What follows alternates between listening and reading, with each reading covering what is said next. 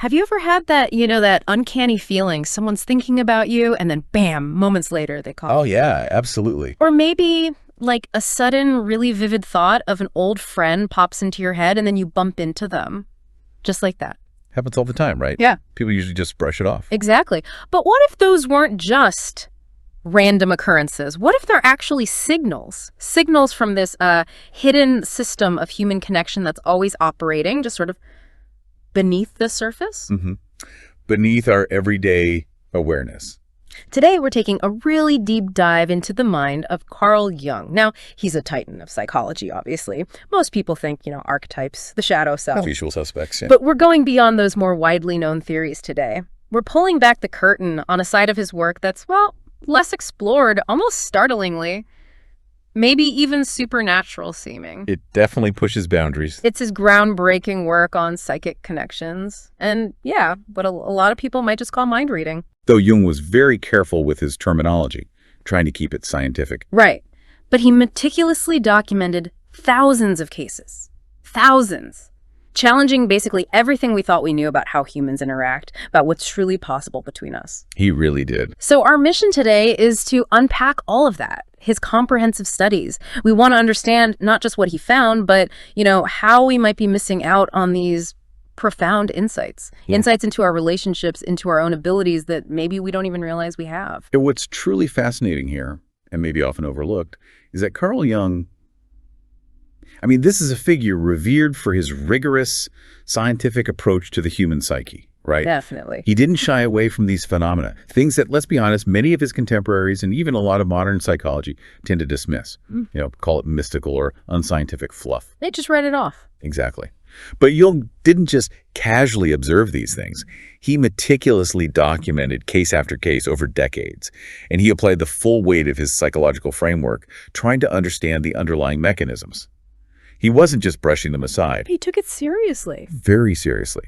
So this deep dive, it isn't really about magic in the spooky traditional sense. It's about understanding a deeply human capacity, something Jung firmly believed is actually hardwired into our biology. Hardwired. Yeah. And the sources we're looking at today, they make this pretty profound assertion. Jung found that an astonishing 82% of people experience these powerful psychic connections with others. 82%, that's almost everyone. It is. But here's the thing. They tend to dismiss them. Just write them off as mere coincidence. The classic, it's just a coincidence. Right. And in doing that, Jung believed they miss out on potentially life-changing opportunities. Opportunities for deeper understanding, for empathy, for genuine connection in their relationships. So we're missing something vital. Potentially, yes. And Jung's starting point for this whole extraordinary exploration was what he termed meaningful coincidences. You mentioned synchronicity earlier. Right. These are events that feel connected, but not in a cause and effect way. A causally connected, he'd say. They just feel significant, more than random chance. And these became the bedrock for his understanding of these, seemingly inexplicable phenomena. He really believed these weren't just quirks of perception. They were windows into a deeper reality of human interconnectedness. Okay. Let's unpack that. Meaningful coincidences as a starting point. Jung didn't just have a random thought about this one afternoon. Not at all. This was a lifelong pursuit. He dedicated over 40 years, you said. 40 years observing, documenting thousands of patient experiences with these meaningful coincidences. That's right. A huge body of work. And what he discovered, it really challenged the conventional understanding of consciousness, didn't it? It wasn't just about the individual mind anymore. Exactly. It expanded beyond the individual. He introduced this idea, this powerful metaphor, really, of invisible threads. Invisible threads. I like that. Yeah. It represents these profound, often completely unrealized connections that, he argued, link every single human being. Every single one. That's huge. Think about it for a moment. All of us, connected by something unseen, a fundamental energetic or, psychic bond. Wow. Okay. So how does it work then, according to Jung? Well, his theory was that when someone thinks about you, and this is key with genuine, intense emotion. Emotion is the key. Seems to be, whether it's love or concern or longing, maybe even anger. Your unconscious mind doesn't just sit there passively. Yeah. It actively receives this information. It receives it. How? He described it almost like a radio receiver picking up a broadcast signal, but, on a psychic frequency. Okay, like a mental broadcast. Sort of. And this received information, this signal, then translates into actual responses within you. Physical ones, emotional ones, psychological ones. But we don't notice. Most people, in their everyday lives, Jung found, simply mistake these internal shifts. Yeah. They think it's just a random thought popping into their head, or a fleeting feeling, or maybe a sudden urge to call someone. Without ever realizing they might actually be picking up on an external sort of telepathic transmission from another mind that's focused on them. We just dismiss it again. Coincidence? Or just random internal noise. Yeah. So connecting this to the bigger picture, Yeah. how did Jung explain why this happens? What's the mechanism? Right. So Jung's really profound realization was that these aren't just mystical occurrences, right? Not isolated anomalies. He proposed they're actually hardwired into our biology. We're back to biology again, so it's natural. A fundamental, intrinsic aspect of being human, just like our five senses maybe, but operating on a different plane, a different level. Okay. And he identified the collective unconscious as the underlying mechanism for this. The collective unconscious, that's a big Jungian concept. It is. He saw it as this shared psychic reservoir, like a common database for all of humanity's experiences, archetypes, instincts. It connects every human on Earth. So like a psychic internet. That's one way to think about it. Maybe like the deep roots of separate trees, all intertwining underground, sharing nutrients and information. It's this layer of the psyche common to all of us, existing outside our individual awareness. Got it. So when someone focuses their mental energy on you, especially with real emotion backing it up. The emotion again. Yes. It creates these distinct, call them ripples maybe, or energetic patterns within this collective space. And my brain picks those up? Jung asserted that your brain, specifically your unconscious mind, is naturally designed to detect these ripples, even if your conscious mind is totally unaware or filtering them out. Filters. Yeah, we do that a lot. We do. And he used that analogy you mentioned, psychic transmissions. He saw them as actual energy patterns or maybe information packets traveling between connected individuals. And crucially, regardless of physical distance. Distance doesn't matter. Apparently not in this framework. These aren't electromagnetic waves like radio, in the physics sense. Yeah. It's more like a form of a causal connection, happening on a deeper, more fundamental level of reality that, well, science at the time hadn't really grasped. Loop struggles with, maybe. Perhaps. But it's crucial to get this. Jung wasn't suggesting this was just imagination. He was asserting that the unconscious mind is picking up on very real, even if subtle, energy patterns. Real patterns. Real patterns. And these transmissions, they aren't limited by space, maybe not even linear time in the way we usually think about it. It suggests this fundamental interconnectedness that operates way beyond our normal sensory perception, giving us this sort of primal awareness of each other's inner worlds. Okay, this is where it gets, for me anyway, really interesting. And honestly, a bit frustrating when you think about the implications. How so? Well, if we're all equipped with this innate capacity for connection, these psychic sensitivities, why do so many of us, basically all of us, struggle to recognize them? Right, it's a huge disconnect. Why are most people completely unaware of these invisible threads you were talking about? Oh, Jung had a theory about that too. He posited that society itself, through its pervasive conditioning, has systematically trained us to ignore this incredibly powerful communication system. Trained us to ignore it, like actively. Think about it. From the time we're kids, we're taught, heavily encouraged, to rely almost exclusively on our five physical senses. See it, hear it, touch it. And on rational analysis, logic, proof. Exactly. We're pushed to seek concrete, verifiable proof. And often that comes at the expense of subtler, more intuitive information. We learn to doubt anything that doesn't fit that logical sensory box. And that leads to, what? Relationship problems. Well, Jung thought this societal conditioning is a major reason why we experience such profound uncertainty in our relationships. All that wondering, does he really think about me the way I think about him? Or is she truly happy deep down? Yeah, the constant guessing game. Right. We ask these questions that, according to Jung's framework, our innate psychic system is actually designed to answer. But we've been taught to basically silence the receiver, to doubt the very signals we are picking up, assuming they're just our own imagination or wishful thinking. So we're cut off from our own internal GPS, in a way. That's a good way to put it, yeah. Now, Jung's first big breakthrough case really illustrates this perfectly. Okay, tell me about that. It involved a woman, one of his patients.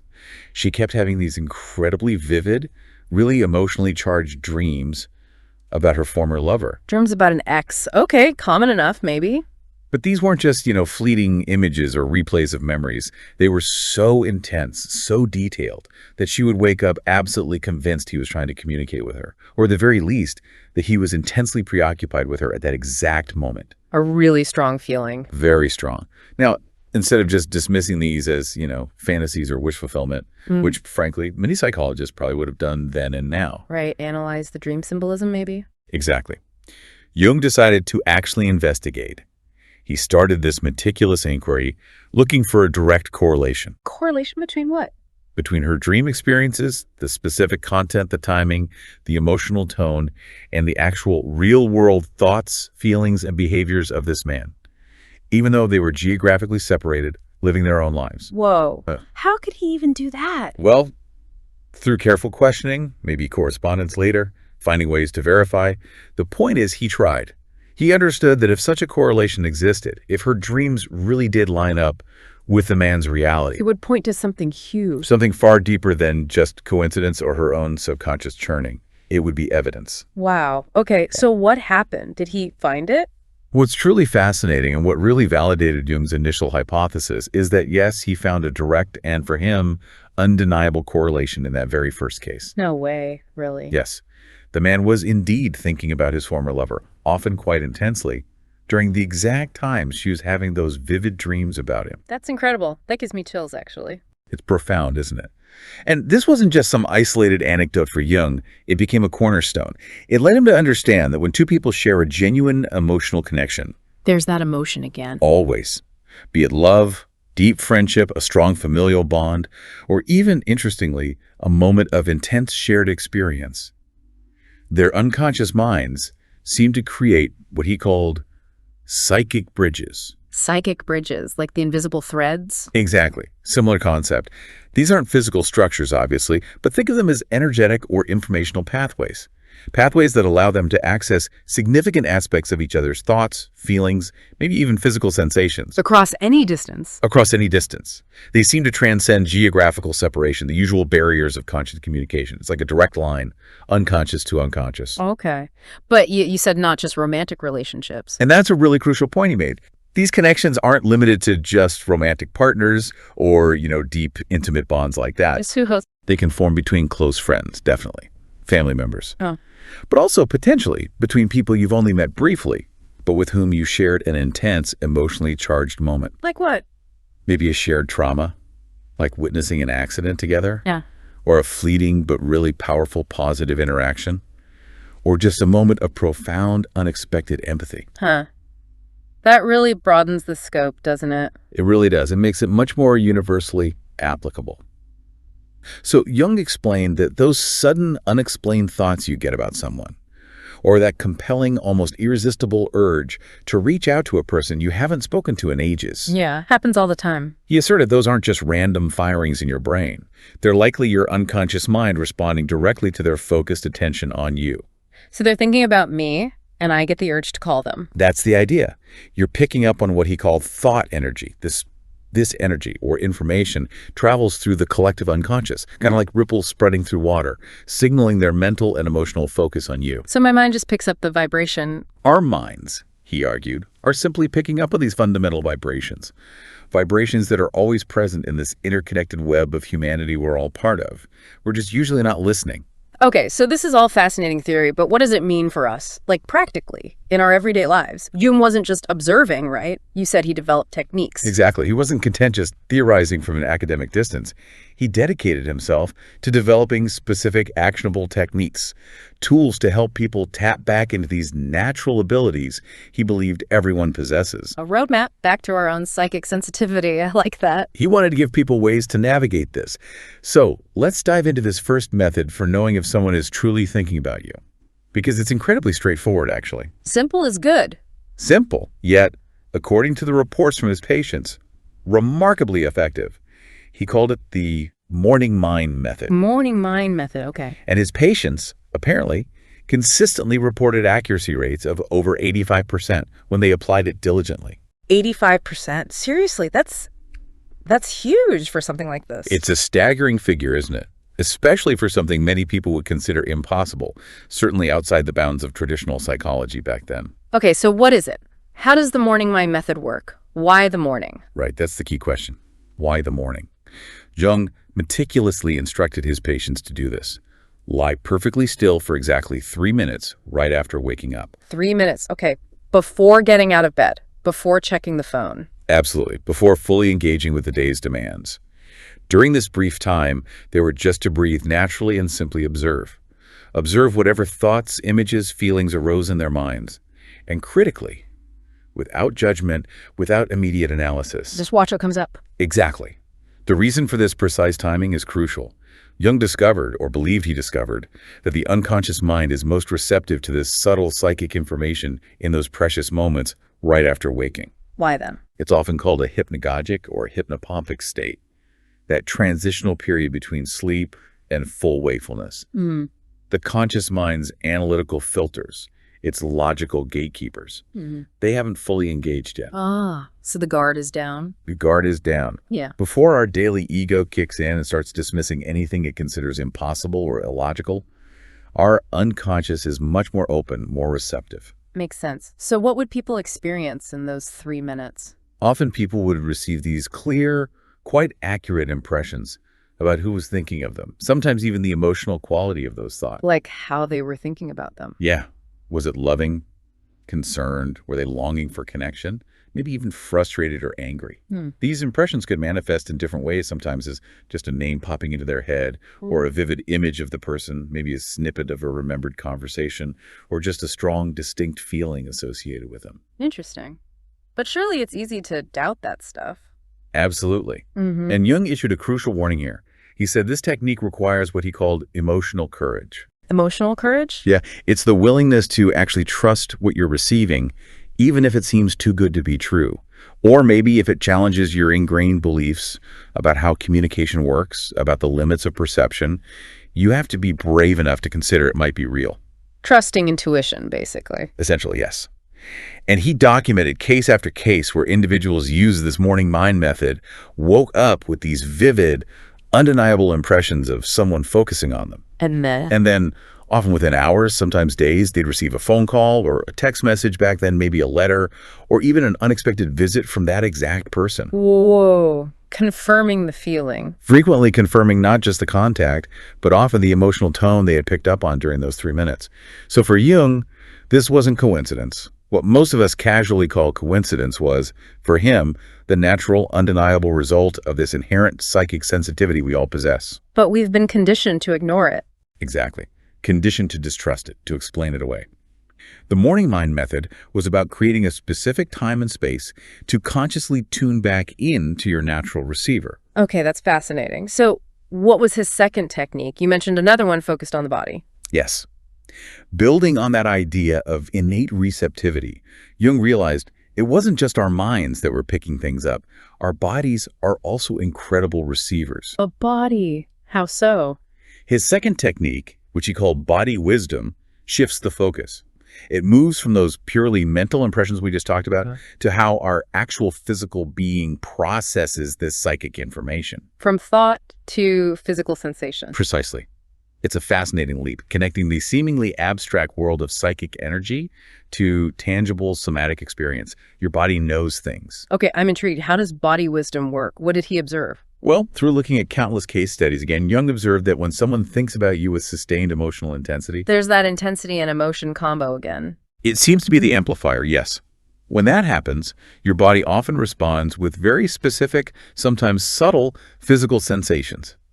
It's almost as if your physical self acts like an antenna, picking up on an energetic shift directed towards you. What kind of sensations? People reported things like a sudden, inexplicable warmth spreading across their chest. Not like heartburn or anxiety, but a distinct, pleasant warmth. Others mentioned experiencing unexplained tingling in their hands or arms again, ruling out obvious physical causes like circulation issues. Tingling. Huh. Some noted a gentle, often persistent pressure sensation right around the heart area. Not painful, more like a light touch or presence. And sometimes even what Jung termed phantom touch. Phantom touch. What's that? The distinct, sometimes startling, but undeniable feeling of being physically touched, maybe a hand on the arm, an embrace, or just feeling someone's presence very close when absolutely no one is physically there. Wow, that sounds intense. It could be. But Jung was fascinated by how accurate and consistent these bodily responses seem to be among different patients experiencing psychic connections. So the body reacts to thoughts. To the emotionally charged thoughts of others directed at you? Yes, it was his finding. And people who learn to pay attention to and trust these physical sensations, they found they could not only identify when someone was likely thinking about them. But also how, like with the morning mind method. Exactly. With practice, they could often decipher the emotional tone behind the thought. Was it loving warmth, concerned pressure, anxious tingling, angry heat perhaps? It offered this richer, multi-layered understanding that went beyond just a simple, yes, they're thinking of me. It was about the quality of the connection. That's incredible, knowing the feeling behind the thought. It is. And here's where Jung's research gets, I think, truly extraordinary and deeply personal. He discovered that the strength and the clarity of these psychic connections, how easily you pick them up, how accurately you read them, actually increase proportionally with two things. Emotional intensity, which we've mentioned. Right. And authentic vulnerability shared between the individuals. Vulnerability, how does that play into it? It means the deeper your emotional bond is with someone, the more open and trusting that connection is, the more accurately and clearly you seem to be able to sense their thoughts and feelings about you. So closeness enhances the signal. It seems so. Yeah. And conversely, the more genuinely you care about someone, the more open and vulnerable you're willing to be with them, the more likely they are to pick up on your mental focus and emotional state when you think intensely about them. It's a two-way street amplified by authenticity. That makes intuitive sense, actually. Doesn't it? And Jung observed that people who had experienced really significant emotional intimacy with another person. What kind of intimacy? It could be through profound, enduring love, certainly, but also the shared grief of a major loss, or the intense bonding that can happen through shared trauma, or even moments of profound, unadulterated shared joy. These experiences, he found, often created what he called permanent psychic links. Permanent links, like always on. Not necessarily always active or conscious, but think of them as latent connections, always there, ready to be instantly activated whenever either person focused their attention on the other with genuine, heartfelt feeling, like a dedicated channel, always available. Wow. That's a powerful idea. It is. But now I really need to share a crucial warning from Jung, because if you ignore this, it could lead to a lot of confusion, maybe even heartbreak, if you're trying to consciously work with these connections. Okay, what's the warning? Jung found that these psychic connections, these subtle signals, can be severely interfered with. They can even be completely blocked by what he termed emotional static. Emotional static, like interference on the radio. Exactly like that. This includes things like intense fear, especially fear related to the connection or the person. Desperate neediness, that clinging, grasping energy, obsessive thinking about someone, ruminating constantly, or just a general mindset of constant seeking and anxious attachment. So negative or needy emotions block the signal. They seem to create noise that drowns it out. Jung explained that when you're in a state of high anxiety or desperation about someone you know, constantly overanalyzing their texts, worrying if they like you, needing reassurance, your conscious mind generates so much noise. It's this mental din of worry, expectation, fear. Yeah, I know that feeling. Right, and it effectively drowns out the subtle, delicate signals your unconscious might actually be trying to receive from them, or that they might be trying to receive from you. It's like trying to hear a whisper during a rock concert. Just impossible. So your own anxiety jams the frequency. Precisely. This is exactly why Jung developed specific techniques, often involving things like meditation, mindfulness practices, for quieting that chattering analytical mind. You have to create inner stillness. Calm the static. You have to calm the static to create the inner quiet necessary for accurate psychic reception. Without that stillness, that calm inner space, the subtle whispers of psychic connection are just lost in the mental clamor. And that leads to misinterpretations, projection, or simply getting no signal at all. Stillness is key. Okay, so we've got internal signals, the morning mind, body wisdom. But you mentioned Jung found clues outside of us too, in the environment. That's right. Beyond what happens inside our own minds and bodies, Jung also found that the world around us, our external environment, can offer these really potent clues about these invisible connections. The clues in the outside world. How? His third method explores something he called environmental synchronicity. It's a fascinating concept. suggesting that the external world can sometimes seem to miraculously mirror or validate our internal psychic connections. Synchronicity again, like those meaningful coincidences we started with. Exactly. It ties back to that. It's almost like the universe itself gives you a little wink, confirming what your deeper mind, your intuition, might already be sensing. Okay, give me an example. How does environmental synchronicity work? What's fascinating here is that Jung discovered or proposed that focused mental and emotional energy from one person directed at another doesn't just affect the recipient's internal state. It can actually seem to influence their external environment too, creating meaningful patterns. Influence the environment, seriously. In subtle ways, yes, through patterns of coincidence. He meticulously documented cases where people who were being thought about intensely by someone else would often experience these clusters of synchronistic events. Clusters, not just one random thing. Right, not just one isolated occurrence, which is easier to dismiss, but a series of seemingly unrelated events that, when you look at them together, point undeniably back to that specific individual who's likely thinking of them. Like what kind of events? For instance, someone might repeatedly hear their song, a song strongly associated with that person playing unexpectedly. On the radio, in a random coffee shop, maybe a friend plays it in their car. Multiple times in a short period. Okay, yeah, that happens. Or maybe they keep encountering objects or images or symbols throughout their day that vividly and inexplicably remind them of that specific person. It could be a certain color they associate with them, an animal that has meaning for them, even a particular phrase they used to say. Seeing it over and over. Huh. Little breadcrumbs? Kinda. Sometimes it was multiple, seemingly completely unrelated events happening close together, but they all somehow pointed back to the same individual. Jung came to believe that these environmental synchronicities weren't just random chance operating over time. What did he think they were? He understood them as the collective unconscious's way of confirming and amplifying the psychic information that the person was already receiving internally, maybe unconsciously. It provides this undeniable external validation. So the universe gives you backup. It provides external validation for those subtle internal psychic experiences. It gives you tangible, observable proof, if you're willing to see the pattern, that something beyond the ordinary, beyond mere statistical coincidence, is actively at play. It's like the external world is reflecting back the energetic connection. That's wild. Okay, environmental synchronicity. What else? You mentioned sleep earlier. Yes. And then there's sleep. That mysterious third of our lives when, as you said, our conscious guards are really down. Jung called his fourth technique dream communication. Dream communication. And he considered this perhaps the most powerful channel of all for uncovering these hidden connections.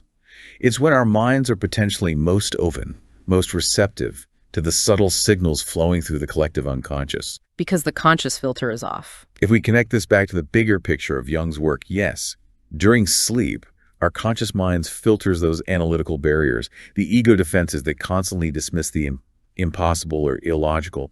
They're essentially offline. Makes sense. We dream weird stuff. Exactly. And this state makes us incredibly receptive to subtle information, far more so than during our busy analytical waking hours. Jung's extensive case studies seem to show that when someone thinks about you consistently and with strong, focused emotion. Emotion and consistency. Yes, particularly if they're thinking about you intensely right before they go to sleep.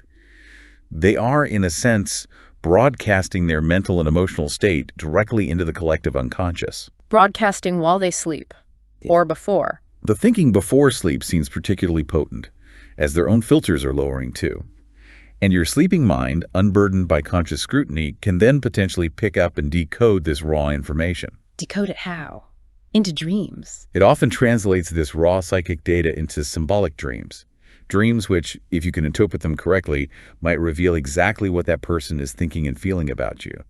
Maybe even clues about their current circumstances or intentions towards you. But dreams are so weird and symbolic. How do you know what they mean? And that's the critical part. Jung deeply emphasized that effective dream communication requires developing what he called symbolic literacy. Symbolic literacy, understanding dream language. Precisely. It's the crucial ability to understand that the unconscious doesn't usually speak in literal, straightforward language like we do when we're awake. It speaks in a rich tapestry of images, metaphors, feelings, and symbols. So the person I'm thinking about might not show up as themselves. Exactly. They might appear in your dream as a different person who somehow represents them to your unconscious. Or maybe the message about their feelings towards you is conveyed through a seemingly unrelated dream scenario, like the state of a landscape, or an interaction with an animal that actually symbolizes the true psychic content being transmitted. Like dreaming of a storm might mean they're upset. It could, depending on your personal associations and the overall context of the dream, yes. A dream about a crumbling bridge might symbolize a troubled connection. A dream of feeling lost in a fog could be picking up on their confusion or uncertainty. It requires interpretation. So you need to learn your own dream language. You do. And Jung discovered that people who consistently kept detailed dream journals, writing down everything they could remember upon waking, and then made the effort to learn and decode this personal and collective symbolic language, they became incredibly accurate over time. Accurate at what? At receiving psychic information about others' thoughts, feelings, and intentions through their dreams. They often gained knowledge about people, about their inner worlds or circumstances that they had absolutely no logical waking way of knowing, which, for Jung, provided compelling evidence for these unseen connections that operate beyond our ordinary reality. Dream journaling sounds key then. Very much so, for this particular technique. Okay, we've covered internal feelings, external signs, dreams. Is there another technique? Yes, the final detection technique Jung highlighted brings us back full circle, in a way, to our own emotional landscape, but with a really profound twist. He observed something he called emotional mirroring. Emotional mirroring. What's that? Like empathy. It's related to empathy, but perhaps more direct and spontaneous. It addresses that question. Can you truly feel someone else's emotions without them saying a word, without them even being physically present? Maybe without even consciously thinking about them at that moment. Can you? Jung found evidence suggesting yes. Emotional mirroring occurs when your own emotional state suddenly shifts for no apparent or logical reason in your current circumstances, and it takes on qualities that precisely mirror what the person thinking about you is currently feeling. So I suddenly feel happy for no reason, and it might be because someone happy is thinking of me. That's the idea. If someone is thinking about you while they're genuinely experiencing joy or excitement or deep love, you might suddenly feel this unexplained burst of happiness yourself. A warmth, a lightness of being that just wasn't there moments before. And the opposite too. Absolutely. Conversely, if they're thinking about you while they're feeling sad or worried or maybe deeply missing you, you might unexpectedly feel a wave of melancholy wash over you, or nostalgia, or even unexplained anxiety, even though nothing in your immediate situation seems to be triggering it. It's like your emotional state tunes into theirs. Like your internal emotional thermometer is picking up their emotional temperature across the distance? Yeah. What's the value in that? Beyond just knowing they're thinking of you. Well, Jung found that individuals who developed sensitivity to this, to emotional mirroring, could not only detect when someone was focusing on them, but they could also gain profound insight into that person's current emotional state. Maybe even glean hints about their specific circumstances that are causing those emotions. So you get a deeper understanding of what they're going through. Exactly. It creates this level of empathic connection that most people probably consider impossible. It moves beyond just sympathy feeling for someone towards a direct, felt experience, however faint, of another's inner world. That sounds incredibly connecting, but also potentially confusing. How do you know it's their feeling and not yours? Yes. The million-dollar question. Jung crucially warned that emotional mirroring requires developing what he called emotional discernment. Emotional discernment, okay. It's the critical ability to distinguish between your own authentic baseline feelings, the emotions originating from your own life, and experiences and emotions you might be picking up psychically from others. How do you learn that? He taught specific meditation and self-awareness practices designed to help people deeply understand and identify their own baseline emotional state. What's your typical emotional signature when things are calm? What are your usual triggers? Knowing yourself first. Knowing your own emotional landscape intimately. Because once you really know your own baseline, it becomes much easier to recognize when these foreign emotions suddenly enter your awareness. Emotions that don't seem to belong to your current situation. That recognition signals a potential psychic connection. So self-awareness is the key to not getting mixed up. It's absolutely key. It prevents you from confusing another person's sadness with your own depression or their anxiety with your own stress. It ensures you're not just projecting your own stuff onto them. Discernment is vital for accurately interpreting these subtle emotional shifts. Okay, so we've gone through Jung's methods for detecting these connections: morning mind, body wisdom, synchronicity, dreams, emotional mirroring. But what does it all mean beyond just passively picking up signals? Is there more to it? Absolutely. Jung's work wasn't just about becoming a psychic sponge, passively absorbing information or learning to read minds. That wasn't the ultimate goal. What was it then? It was about recognizing and then actively developing a fundamental human capacity, a capacity that, as we've discussed, has been largely suppressed or forgotten in our modern hyper-rational culture. Reclaiming something natural. Exactly. And here's the kicker you asked about. It's not just a one-way street. These connections are inherently bidirectional. It's not just about receiving, it's also about sending. Ah, okay. So I can influence things too. Well, Jung's core insight, let's reiterate, was that these abilities aren't some kind of supernatural gift possessed by a rare few psychics. Right. You said 82% experience it. They're natural human capacities, hardwired, but systematically suppressed by cultural conditioning. We're taught relentlessly to trust only what we can see, hear, taste, touch, smell. And logically analyze. The five senses plus reason. Right. We're essentially educated to rely solely on that toolkit, and in the process, we often lose touch with these innate psychic or intuitive abilities we're all born with. So how do we get them back? Do we need special training? According to Jung, reconnecting doesn't require years of esoteric training or some unique special talent you have to be born with. It simply requires what he called conscious receptivity. Conscious receptivity. What does that mean? It means making a conscious choice to pay attention to those subtle internal experiences, the gut feelings, the sudden thoughts, the bodily sensations, the synchronicities that we've been taught to ignore or dismiss. Start noticing again. Start noticing. And crucially, having the courage to trust information that comes through these non-rational channels, even if it doesn't make immediate logical sense. It's really about retraining your attention, shifting your focus inward more often. So practice helps. Immensely.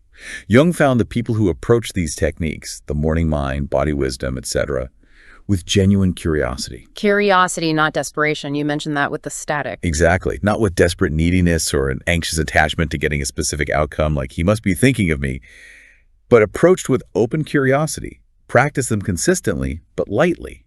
They achieve the highest levels of accuracy and insight. So chill out about it, basically. Pretty much. That consistent curious practice builds what Jung termed psychic confidence. It strengthens the muscle, enhances accuracy, deepens the insight. And eventually, these abilities become stronger, more reliable. They lead to a sense of inner certainty rather than constant wondering and self-doubt. Moving from I wonder if to I kind of know. Or even just, I have a strong sense and trusting that sense. Okay, so as I get better at detecting, does that affect my ability to send? You said it was bidirectional. That's exactly what Jung discovered. If we connect this to the bigger picture, he found that as you become more sensitive and adept at detecting when others are thinking about you, your ability to consciously send clear psychic messages to them also naturally strengthens and becomes more refined. Ah, so receiving opens up sending. It seems to work that way. He termed this conscious psychic communication. And he observed that developing this capacity, both sending and receiving, dramatically improves the quality, the depth, and the overall harmony of relationships. How so? What are the benefits? Well, imagine the transformative implications. You might sense when a loved one truly needs you, even if they're trying to hide it, before they even reach out for help. You just get this intuitive nudge, this understanding of their struggle. That would be amazing. Or maybe you feel their reassuring presence, that sense of closeness and connection even when you're physically miles apart, just because they're focusing loving energy towards you.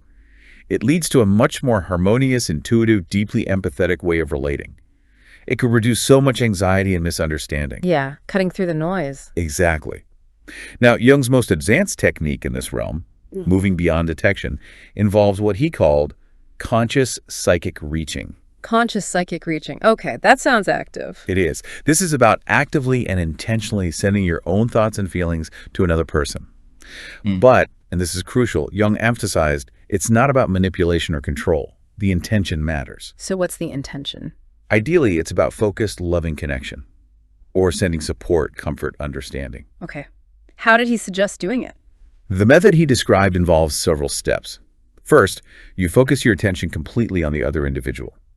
Visualize them clearly in your mind's eye, almost as if they're right there with you. Get a clear image. Yes.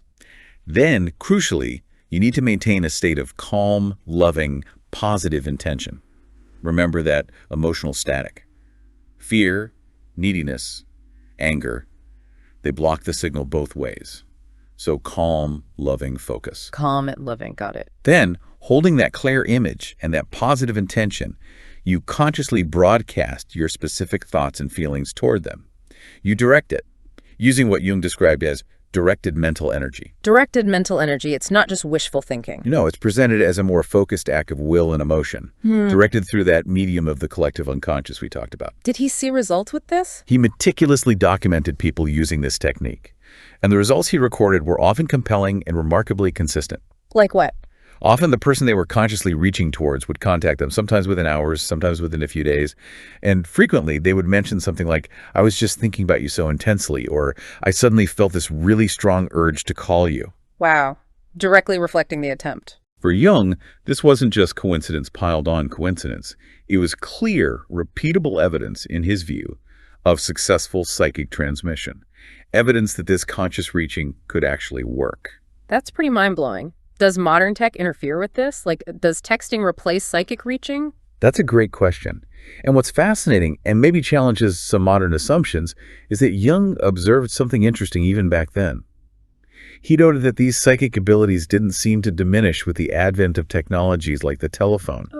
In fact, he noted cases where people would receive a clear psychic impression about someone thinking of them or needing contact moments before the phone rang or before a letter arrived. Like a psychic pre-notification. Exactly, a kind of intuitive ping before the technological one. This suggested to Jung that psychic communication actually works in harmony with technological communication. It's not necessarily replaced or overshadowed by it. So it's a deeper layer. It suggests an underlying layer of connection that technology can certainly augment, make more explicit, but maybe never truly replace. The invisible threads remain. Hashtag outro. Wow. Okay, so today we've really taken a deep dive into Carl Jung's extraordinary, and I think for many, quite surprising research, revealing that those inexplicable moments of connection, those gut feelings, those weird coincidences we all experience, they might be far, far more than just coincidence. He certainly believes so, based on decades of work. He meticulously documented, as you said, that we all seem to possess this innate, hardwired capacity for psychic connections. It's a fundamental human ability, often dismissed, often ignored, but maybe always subtly present, just waiting for us to tune in. Always there beneath the surface, potentially. And we've explored how these abilities, according to Jung, aren't mystical gifts for a chosen few. They're natural, part of our biology, and they can potentially be reawakened through conscious receptivity, through paying attention, and through specific deliberate techniques he developed. Techniques anyone can try. Right. From the quiet introspection of the morning mind method, tuning in right after waking, to the subtle biological signals of body wisdom, listening to what our physical selves are telling us, to spotting the fascinating patterns of environmental synchronicity in the world around us, learning the symbolic language of dream communication, and understanding those shared visceral experiences of emotional mirroring. Jung really provided us with this detailed roadmap, didn't he? A comprehensive framework, certainly. A roadmap to understanding a profound aspect of human connection that seems to lie just beyond our everyday conscious perception. It really feels like a blueprint for tuning into a deeper reality of how connected we all might be. And that leads to a really important, maybe even transformative question for everyone listening, doesn't it? What's that? What if trusting these subtle signals, trusting these invisible threads that Jung spoke of so compellingly, what if that could fundamentally transform your relationships? Transform them how? Transform them from sources of anxiety and guesswork and uncertainty into genuine wellsprings of deep connection, mutual understanding, and profound empathy. That would be life-changing for many people. It really could be. So the question becomes, what coincidences, what gut feelings, what sudden thoughts or strange dreams have you dismissed in your own life? Dismissed them casually when they might actually have been your own psychic sensitivity at work, trying to communicate with you, trying to guide you, trying to connect you. Makes you rethink things, doesn't it? It really should. Jung's work isn't just some dry academic theory. It's really an invitation to experience the world and your connections within it in a potentially different, richer way. So what's the takeaway? What should people do? Well, we invite you to consider trying one of Jung's methods. You don't have to dive into the deep end immediately. Maybe just start with the morning mind method. It's simple, it's brief. Just 3 minutes. Just 3 minutes. Tomorrow morning when you wake up, before you grab your phone or jump out of bed, just lie still for those 3 minutes. Breathe. And just observe. Observe what thoughts, feelings, images, or impressions arise about the people in your life. And the key is, Trust what you receive, just initially. Don't analyze it right away. Don't judge it. Just notice it with curiosity. See what happens. Yeah. Because Jung's extensive research, so carefully documented over all those decades, strongly suggests, maybe even proves, in his view, that the boundaries of human consciousness and connection are far wider, far more intricate, and ultimately far more powerful than we commonly accept. There's more potential there than we realize. A rich, untapped potential, waiting to be rediscovered within each and every one of us. The threads are there. Perhaps we just need to learn to feel them again.